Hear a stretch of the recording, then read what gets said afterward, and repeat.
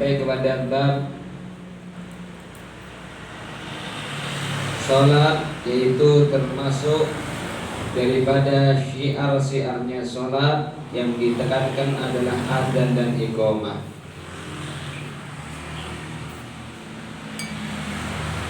Al-adzan wal iqamah min sya'airis shalah.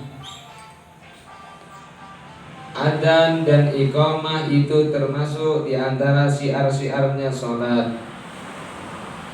Tata'akkadu muhafadzah alaihima, yang ditekankan, sangat dianjurkan untuk menjaga, melazimi keduanya, adzan dan iqamah. Wa fihima tardu syaitan, di dalam mengerjakan adzan dan iqamah itu merupakan mengusir setan.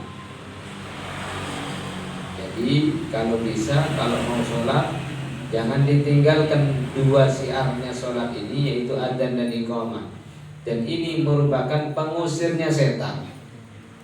Biar kita ini sholatnya tidak banyak digantungi setan, diajak kerja sama setan, diajak camping sama setan. Sholat kan Allahu Akbar, camping keliling dunia, itu setannya ngajak jalan-jalan.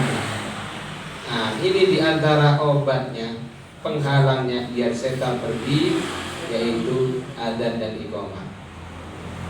Digauli alaihi salatu wassalam, sesuai dengan sabda Nabi SAW, idza nudiya lis-salati adbar syaitan. Jikalau dikumandangkan untuk salat, yakni adzan dan iqamah, adara syaitan, maka akan pergi, keluar syaitan. Al-hadis ini hadis Nabi SAW.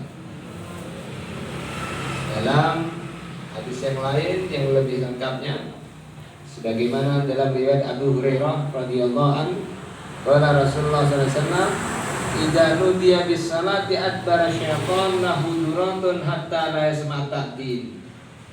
Idza qudiyan nida akbal hatta idza thuwiba bis salat adbar.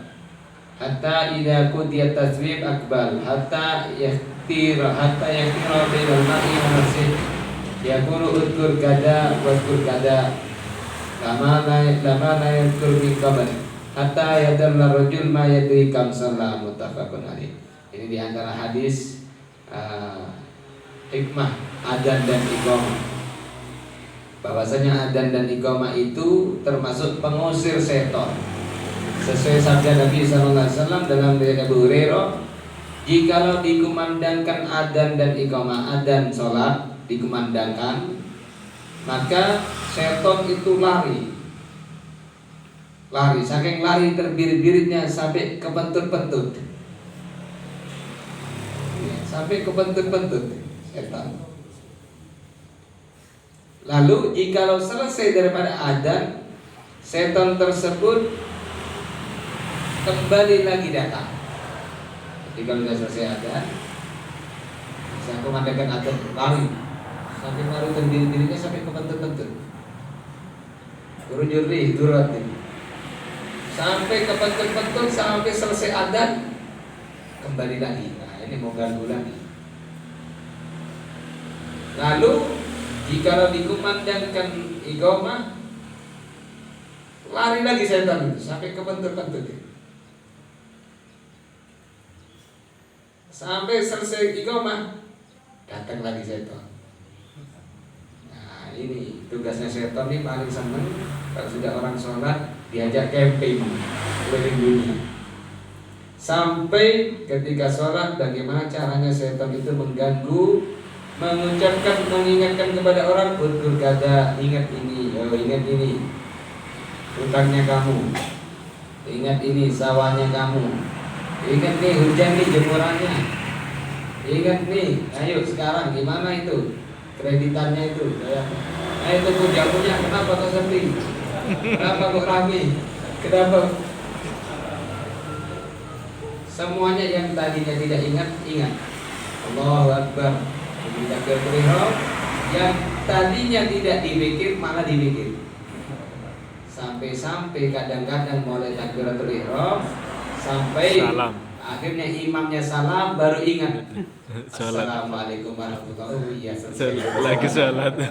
Assalamualaikum warahmatullahi wabarakatuh. Ini yang tugasnya setan. Sampai seringkali kadang-kadang kita sholat itu lupa sudah 3 rakaat atau 4 rakaat.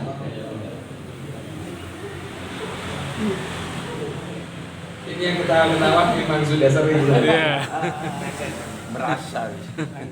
Nah, di antara pengusir setan di sini adalah adzan dan iqamah. Kita sekarang belajar.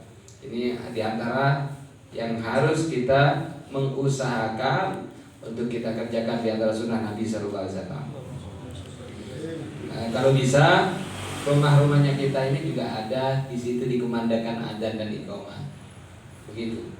Keduanya ini sunnah muakkadah, disunnahkan oleh Nabi Sallallahu Alaihi Wasallam. Al-adzan secara bahasa adalah al-i'lam, pengumuman. Maksudnya di sini secara apa? Secara syariat adalah dzikrun maksus matlubun bis salatin maktubah, yaitu pengumuman dzikir secara khusus yang dituntut untuk salat maktubah lima waktu. Jadi ini disunnahkan untuk sholat 5 waktu adzan setiap waktunya. Zuhur, maghrib, zuhur, asar, maghrib, isya, subuh 5 kali disunnahkan adzan.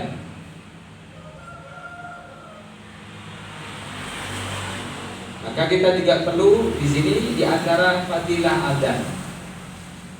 Di antara fadilah adzan yaitu di sini orang yang ahli adzan itu luar biasa ya, mendapatkan keutamaan yang sangat besar.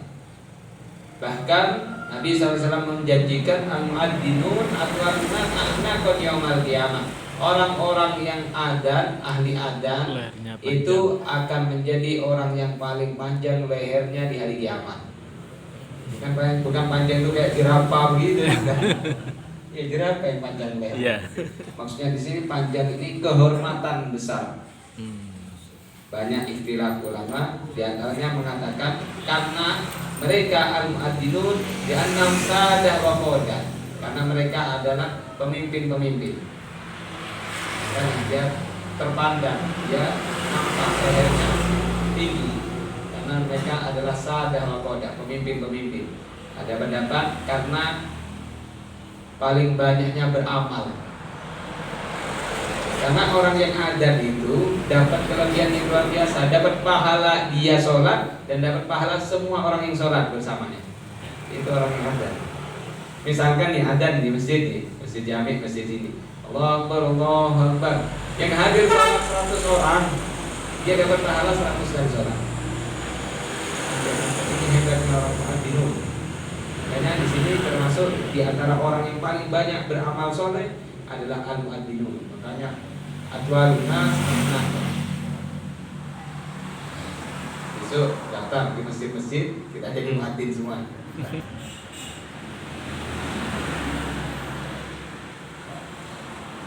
Jadi luar biasa ya. Kita itu kalau bisa ini amal-amalan sore kalau bisa kita istiqomahkan, kalau bisa di masjid, di mushola, di rumah-rumahnya kita adzan. Tidak harus pakai sound system adzan. Tidak harus pakai sound. Kita adzan seperti ini bisa. Misalkan mau sholat zuhur adzan tuh di rumah bisa. Sebisa. Tapi yang terbaik sholat di masjid.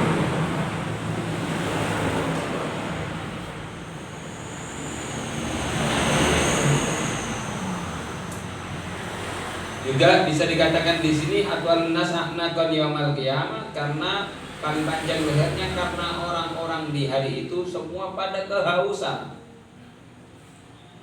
Pada hari itu sangat panas, bayangkan matahari jaraknya sangat dekat sekali. Ada pendapat satu cerita, ada pendapat wallahu alam ya beda, ada banyak pendapat. Kemudian pada saat itu banyak kehausan orang-orang itu. Orang-orang yang ahli adzan itu tidak kehausan pada saat itu. Segar kembali. Makanya orang kalau kehausan biasanya apa itu gini-gini ya lehernya. Tapi kalau orang itu segar kan tegak leher. Itu diantara keutamaan-keutamaan orang-orang yang ahli adzan. Bahkan Orang yang ahli adzan itu Nabi SAW menjanjikan yufar lil muadzin muntaha adzani wa yastaghfir lahu kullu raddin wa yabis. Innallaha wa malaikatahu yusholluna 'alas safil muqaddam wal muadzin yufar lahu madda sautih wa saddaqahu man sami'ahu min raddin wa yabisin wa lahu ajru man shalla ma'ahu. Allahu akbar, luar biasa. Orang-orang yang adzan diampuni dosanya selesai adzannya dan mengistighfari, mendoakan baginya setiap yang basah dan yang kering. Jadi orang yang ahli adzan itu bahkan diampuni dosanya selesai adzan. Lebih dari itu diampuni, diistighfari oleh setiap yang basah dan yang kering. Sesungguhnya Allah dan malaikatnya sama mendoakan kepada orang yang ada di saf pertama dan orang-orang yang mengumandangkan adzan diampuni sepanjang suaranya, dan membenarkan mendoakan pula setiap apa-apa yang mendengarkan yang basah dan yang kering seluruhnya, dan dia mendapatkan pahala orang-orang yang sholat bersamanya. Jadi kalau ada yang datang orang 1000 misalkan di masjidnya, berarti dia dapatkan pahala 1000 itu, 1000 orang sholat. Luar biasa. Insyaallah kita pulang semuanya jadi muadzin semuanya. Tapi kalau bisa yang pakai sound system yang keras suaranya, yang terbaik suaranya. Kalau suaranya kayak kita pas-pasan ini jangan pakai sound system. Takut dikira adzan mayit nanti.